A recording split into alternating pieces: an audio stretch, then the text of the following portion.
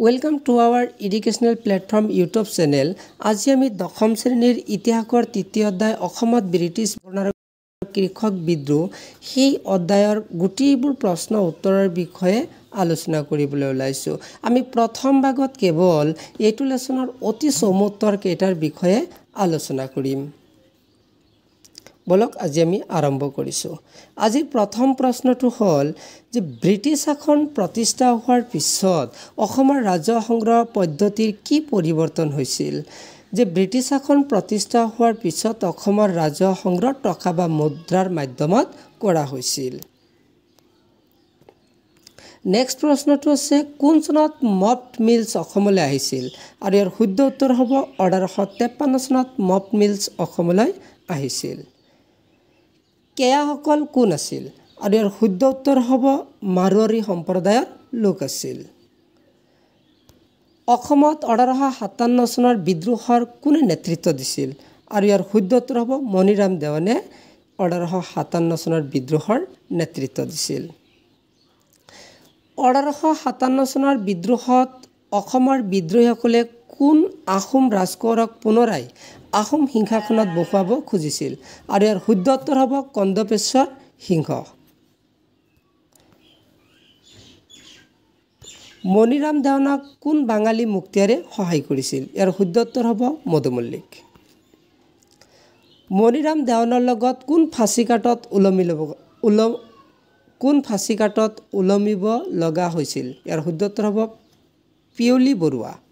পিয়নি নহয় পিয়লি বৰুৱা। কোনে মণিৰাম দেৱানৰ বিচাৰ কৰিছিল? কেপ্টেইন হলৰেইডে। কেপ্টেইন হলৰেইডে মণিৰাম দেৱানৰ বিচাৰ কৰিছিল। অসমৰ 1857 চনৰ বিদ্ৰোহৰ বিফলতাৰ দুটা কাৰণ। তাৰে প্ৰথমটো কাৰণ আছিলে অসমৰ বিদ্ৰোহীসকলে প্ৰয়োজনীয় অস্ত্ৰ শস্ত্ৰৰ যোগান পোৱা নাছিল।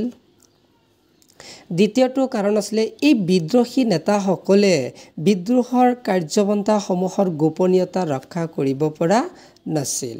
আৰু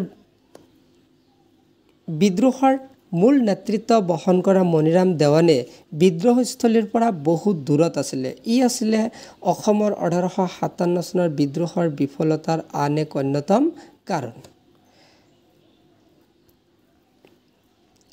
কোন চনত টিকট কৰ আৰু আয়কৰ প্ৰৱৰ্তন কৰা হৈছিল? 1858 চনত টিকট কৰ আৰু 1860 চনত আয়কৰ প্ৰৱৰ্তন কৰা হৈছিল। ব্ৰিটিছৰ দিনত অসমৰ কৃষকৰ দুৰৱস্থাৰ দুটা কাৰণ লিখা। ব্ৰিটিছৰ দিনত অসমৰ কৃষকৰ দুৰৱস্থাৰ দুটা কাৰণ হ'ল কৃষকৰ পৰা বিভিন্ন কৰ সংগ্ৰহ কৰিছিল কিন্তু তেওঁলোকৰ উন্নতিৰ বাবে একো পদক্ষেপ গ্ৰহণ কৰা নাছিল। 2 নম্বৰ কাৰণ হ'ল দুৰ্ভিক্ষ, প্ৰাকৃতিক দুৰ্যোগ আৰু মহামাৰীৰ সময়তো কৃষকসকলক একো ৰেহাই দিয়া হোৱা নাছিল।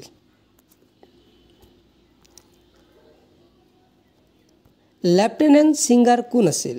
লেফটেনেণ্ট ছিংগাৰ আছিল নগাঁৱৰ সহকাৰী উপায়ুক্ত। ফুলগুৰিৰ দাৱা কেতিয়া সংঘটিত হৈছিল? ইয়াৰ শুদ্ধ উত্তৰ হ'ব 1861 চনত। ৰঙিয়াৰ কৃষক বিদ্ৰোহ কেতিয়া সংঘটিত হৈছিল? শুদ্ধ উত্তৰ হ'ব 1893 চনত। লচিমা ক'ত অৱস্থিত? ইয়াৰ শুদ্ধ উত্তৰ হ'ব উত্তৰ কামৰূপৰ সৰুক্ষেত্ৰী মৌজাত। লচিমাৰ কৃষক বিদ্ৰোহ কেতিয়া সংঘটিত হৈছিল? ইয়াৰ শুদ্ধ উত্তৰ হ'ব 1894 চনত। পথৰুঘাটৰ কৃষক বিদ্ৰোহ কেতিয়া সংঘটিত হৈছিল? ইয়াৰ শুদ্ধ উত্তৰ হ'ব 1894 চনত। 1861 চনত জয়ন্তীয়া বিদ্ৰোহৰ কোনে নেতৃত্ব দিছিল? ইয়াৰ শুদ্ধ উত্তৰ হ'ব উকিয়াং নবাব। 1881 চনৰ উত্তৰ কাছাৰৰ জনজাতীয় বিদ্ৰোহৰ কোনে নেতৃত্ব দিছিল? ইয়াৰ শুদ্ধ উত্তৰ হ'ব সম্বোধন কছাৰী।